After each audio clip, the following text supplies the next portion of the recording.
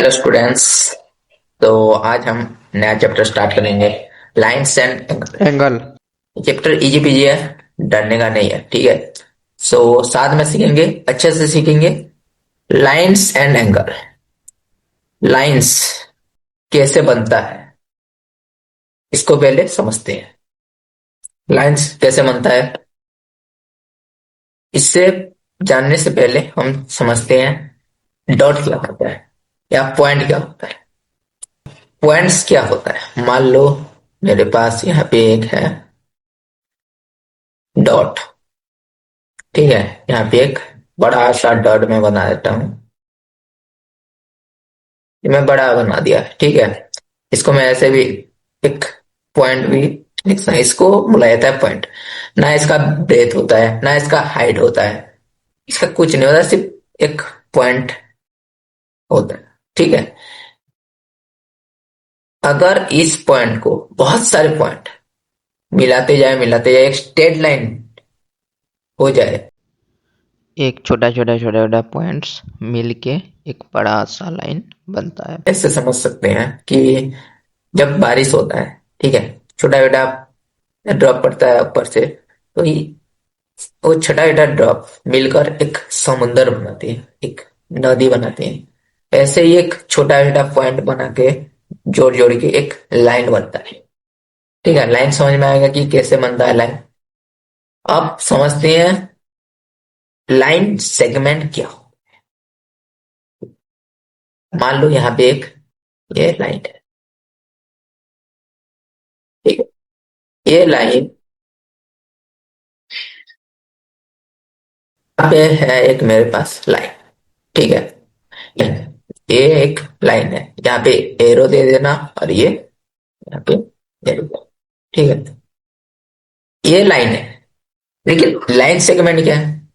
यहाँ पे मान लो इसका एक पार्ट मैं ले आता हूँ, इसका एक पार्ट मैं यहाँ पे ले आता हूँ। ये जो पार्ट ये जो पार्ट है इसको बोला जाता है लाइन सेगमेंट। इसका पार्ट मान लो, इसका मैं नाम दे दो ए और बी, ठीक है। तो ये ऐसे बन जाएगा ना, ऐसे ये बन जाएगा, ठीक है। यहाँ पे एरो नहीं लगेगा, यहाँ पे पॉइंट लग जाएगा। तो ये क्या बनेगा, लाइन सेगमेंट। ओके, यहाँ पे लाइन भी समझ में आ गया। और हमारे पास रहा यहाँ पे रे। लाइन सेगमेंट तो समझ में आ गया यहाँ पे। और यहाँ पे रहा है रे। रे क्या होता है, ठीक है। ये तो लाइन हो गया, क्या है, लाइन है। तो यहाँ पे जो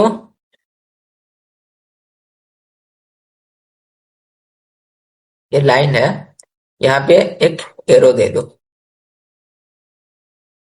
टॉर्च लाइट किसने देखा, यहाँ पे एक टॉर्च लाइट मारो तो यहाँ पे एक सोर्स निकलता है, जिसका स्टार्टिंग पॉइंट होता है लेकिन एंडिंग पॉइंट नहीं होता। जैसे ही उस रे का भी है कि एक स्टार्टिंग पॉइंट होता है, मान लो इसका नाम दे देता है ए, लेकिन इसका एंडिंग पॉइंट नहीं होता। होता भी है तो बहुत कम, उसको डिफाइन नहीं कर सकते, ठीक है। तो इसको हम इसलिए रे बोलते हैं, जिसका स्टार्टिंग पॉइंट होता है और एंडिंग पॉइंट नहीं होता, इन्फिनिटी तक चले जाता है, ठीक है। सो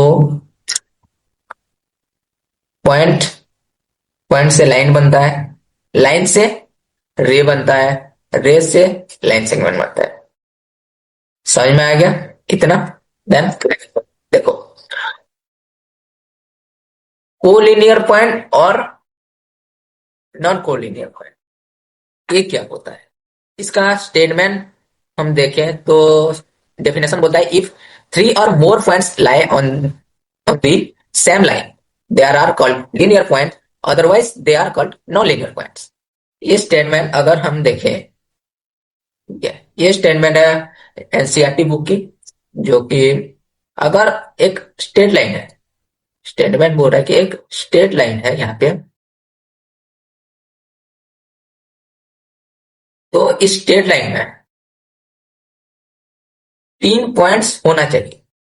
कोलिनियर में इफ दे इफ 3 और मोर पॉइंट्स, 3 और मोर पॉइंट्स, 3 से ज्यादा भी होना चाहिए, ठीक है, लेकिन 3 होना चाहिए। 3 से कम हो गया तो वो नॉन कोलिनियर पॉइंट हो जाएगा, लेकिन 3 से ज्यादा हो गया तो ये कोलिनियर पॉइंट माना जाएगा। क्यों?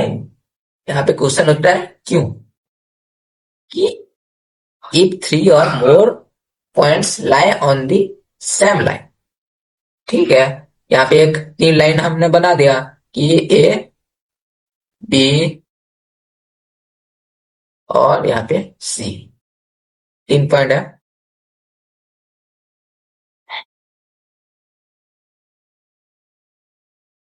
यहाँ पे 3 पॉइंट है, ठीक है।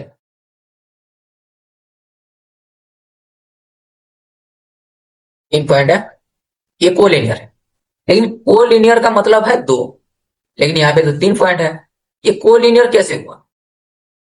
स्टेटमेंट बोलता है कि कोलिनियर का मतलब, लिनियर का मतलब लाइन है, और को मतलब 2 है। 2 लाइन है यहाँ पे, एक लाइन ए बी है और दूसरा लाइन यहाँ पे बी सी है, ठीक है। कि एंगल क्या होता है? मान लो मैं एक गाड़ी चला रहा हूँ, ठीक है। मैं एक फरारी कार चला रहा हूँ एक सर्कल में, एक कहाँ पे सर्कल में मैं यहाँ पे हूँ, ठीक है। और यहाँ का मिड पॉइंट जो है यहाँ है। मैं यहाँ चलाते गया चलाते गया चलाते गया चलाते गया यहाँ तक, ठीक है। यहाँ स्टॉप हो गया, तो यहाँ से इस पॉइंट में जो यहाँ से यहाँ तक गया, ठीक है, इस पॉइंट को, इस पाथ को ही जो इसको एंगल बोला जाता है, ठीक है। तो बहुत सारे एंगल होता है, एंगल्स टाइप समझती है कौन कौन सा एंगल होता है। एक होता है एक्वेट एंगल। एक्वेट एंगल 0 से 90 के बीच होता है। प्रोट्रैक्टर में देखना कि आप, एक एंगल होता है 90 डिग्री। 90 से कम एंगल को एक्यूट एंगल बोला जाता है। एक्यूट एंगल क्यों बोला गया यहाँ पे? क्योंकि हिंदी में इसको बोला जाता है सूक्ष्म कोण, जिसका अर्थ होता है छोटा एंगल, ठीक है, छोटा कोण, इसलिए इसको एक्यूट एंगल बोला गया। और एक होता है राइट एंगल। यहाँ पे मेरे पास एक क्वेश्चन है कि इसको राइट एंगल क्यों बोला गया? कमेंट सेक्शन में सब बताएंगे क्यों 90 एंगल को राइट एंगल बोला गया। और 90 एंगल से छोटे को एक्यूट एंगल बोला गया, और 90 एंगल से ज्यादा को एब्स्ट्यूट एंगल बोला गया। क्यों? हम 98 को भी ले सकते थे, हम 92 को भी ले सकते थे, लेकिन 90 को क्यों लिया? ये मेरा सवाल है, ठीक है, कि कमेंट सेक्शन में बताओ। और एब्ट्यूस एंगल किसको बोलते हैं? 90 से ज्यादा और 180 से कम को। 90 से ज्यादा होगा और 180 से कम होगा, उस एंगल को हम ऑब्ट्यूस एंगल बोलते हैं। स्ट्रेट एंगल जो स्ट्रेट लाइन में होता है, जो स्ट्रेट लाइन में होता है, कौन सा एंगल होता है? 180 डिग्री होता है, उसको बोलते हैं straight line angle. Okay, straight angle. फिर होता है रिफ्लेक्स एंगल। रिफ्लेक्स एंगल 180 से ज्यादा होगा, लेकिन 360 से कम होगा। जो पूरे एंगल होता है किससे काउंट होता है? 360 से, ठीक है। उसके हाफ 180 डिग्री है और पूरा जो है 360 है। रिफ्लेक्स एंगल इसको बोला गया क्योंकि ये ऑपोजिट होता है, 180 ऊपर रहा, ये नीचे होता है, नेगेटिव में होता है, इसलिए इसको रिफ्लेक्स एंगल बोला जाता है। ठीक है, समझ में आ गया कि पॉइंट्स क्या होता है। पहले हम समझे पॉइंट्स, फिर लाइंस कैसे बनता है, पॉइंट से लाइन से बनता है।